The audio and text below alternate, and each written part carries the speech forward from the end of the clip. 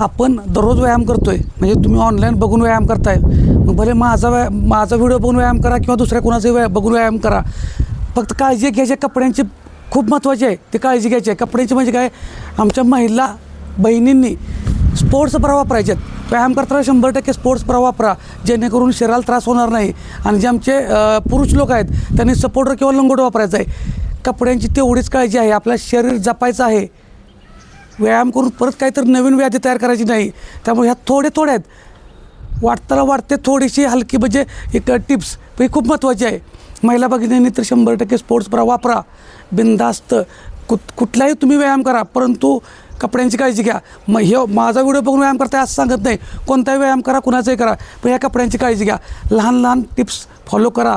खूप महत्त्वाच्या आहेत, गरजेच्या आहेत. फक्त वजन बघू नका. ह्यासुद्धा खूप महत्त्वाच्या गोष्टी आहेत आणि अशाच बाबतीसाठी फॉलो करा. धन्यवाद.